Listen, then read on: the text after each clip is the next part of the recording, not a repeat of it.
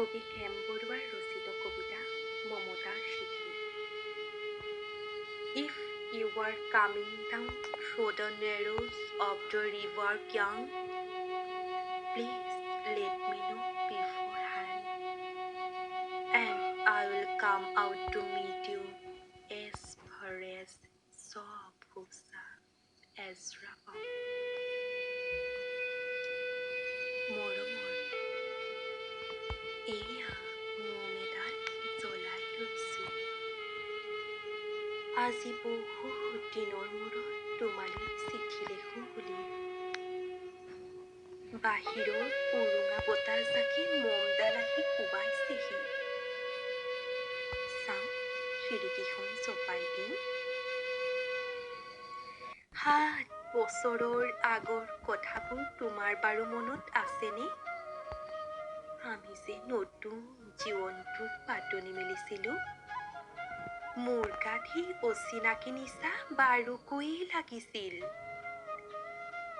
সিদিনা আছিল কাতিৰ কুঁৱলীখনা এটা কোমল পুৱা।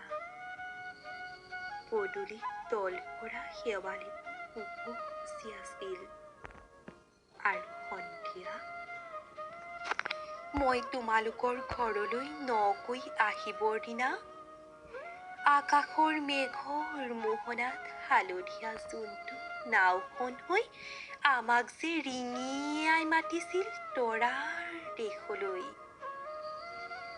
মই লোৱা কঁকালৰ ৰঙা ৰিহাখনলৈ তুমি বাৰু তেনেকৈ কিয় একেথৰে চাইছিলা? মোৰ কেনে লাগিছিল জানা? তুমি যেন কোনোবা দূৰ বিদেশৰ স্বপ্নাতুৰ আলোকৰ মানুহ। আৰু মই যেন তল সৰা এপাহ শেৱালি। সেইদিনা মন সাগৰত মোৰ এৰি অহা আৰু আহি পোৱা অলেখ ঢৌৰ কঁপনি জাগিছিল। তোমাৰ জানো এইবোৰ কথা মনত নাই? আমাৰ দেউতাই যে চিঠিত লিখিছিল, আই তই নতুন ঘৰত হাঁহি মাতি থাকিবি। এইবোৰ 7 বছৰৰ আগৰ কথা। মোৰ যে সকলোবোৰ পুৰাণৰ সাধু যেন লাগে। জেঠমহীয়া দেউতাৰ বছেৰেকীয়া হৈ গ'ল। তোমাৰ বাবুল এতিয়া বৰটো হৈছে। তাৰ ওপৰ পাৰিত এধান মানি ডালিম গুটি যেন দাঁত অকণি গজিছে। সি মোক একেবাৰে এৰিকেই নিদিয়ে। কেতিয়াবা মোৰ যে ইমান খং উঠে। তুমি নাই নহয় এইকাৰণে। সি বাৰু মোৰ বগা সাজযোৰলৈ এনেদৰে তধা লাগি চাই থাকে কিয়? তাৰ উপচাৰে পৰা এইযোৰ কাপোৰ চিনাকি। সেইকাৰণে নহয়।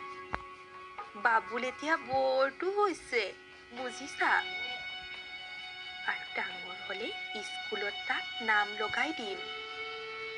স্কুলত থকা সি সময়খিনি মোৰ যে বুকুখন তেনেই উদং হৈ থাকিব ভাই। আৰু কি লিখিম? বিশেষ একো নাই। মোৰে শপত। তুমি যিদিনা উলটি আহিবা মোক আগতীয়াকৈ জনাবা দেই। মই ভোগদৈয়েদি ভটিয়াই গৈ বুঢ়ালুইতৰ বুকুৰ পৰা তোমাক ৰিঙিয়াই মাতিম। তুমি যিদিনা উলটি আহিবা মোক আগতীয়াকৈ জনাবলৈ নেপাহৰিবা দেই।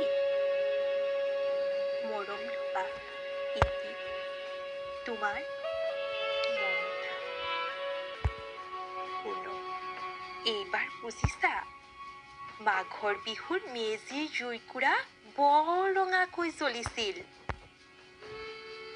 আমাৰ আইতাৰ কলি ছাগলীজনীৰ 2টা পোৱালি জগিছে। এটা সুট বগা আৰু আনটো পখৰা।